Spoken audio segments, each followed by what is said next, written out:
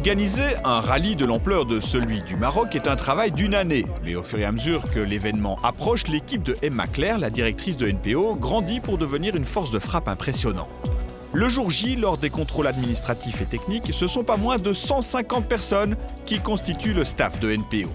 Chacun connaît sa place, des logisticiens aux commissaires, contrôleurs, starters, sans compter les dizaines de petites mains qui effectuent le travail de l'ombre sans lequel le rallye n'existerait pas. Quelques chiffres illustrent aisément la logistique mise en place. Plus de 30 voitures dans le charroi de l'organisation, près de 4000 rations distribuées, 15 000 litres d'eau consommés. Et à côté de cela, il y a les 2 hélicos, 3 4x4 médicalisés, une ambulance, un PC médical, un centre médical, ainsi que l'avion relais pour toutes les communications radio.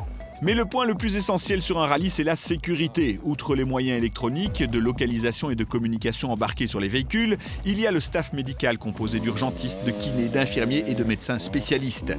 Cette année, petit coup de projecteur sur 2 personnes qui ont un rôle majeur et peu connu dans le staff médical, focus sur les doc-motards. Le principe est simple, on est 2 motos qui circulons dans le flot du trafic des motos pour intervenir le plus rapidement possible, soit sur des pépins médicaux, soit parfois sur des problèmes quand ils s'égarent sur la piste, on les remet dans le droit chemin. Donc on est un peu les Saint-Bernard, on peut dire ça, oui. Oui, Tango 5, bien reçu, on vous attend. Comment vous avez eu cette idée, puisque vous êtes à l'origine de ce projet ? En fait, j'étais concurrent moi-même et puis je suis tombé un jour sur un accident et je me suis aperçu que peut-être le fait de médicaliser rapidement avec des motos, ce serait une bonne idée. Et c'était il y a 20 ans déjà, 20 ans, oui. Et depuis, on fait ça en France, au championnat de France d'enduro et puis sur les rallyes maintenant. Et je pense que ça doit rassurer également les pilotes. Oui, ça les rassure, ils sont contents quand on est là.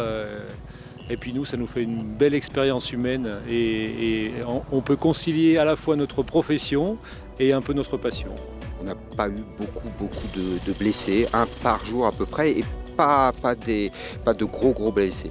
Donc on est content, les organisateurs sont contents, mais nous on a eu du travail, on a sorti les gens des dunes, là, toutes les étapes de dunes. Les motos sont très efficaces pour faire des allers-retours, aller chercher les malheureux qui sont déshydratés, et je pense qu'on évite pas mal de casses, on intervient juste avant, quoi. Le rallye Oil Libya du Maroc est une épreuve de niveau international dont l'organisation se remet en question chaque année pour atteindre le sans faute.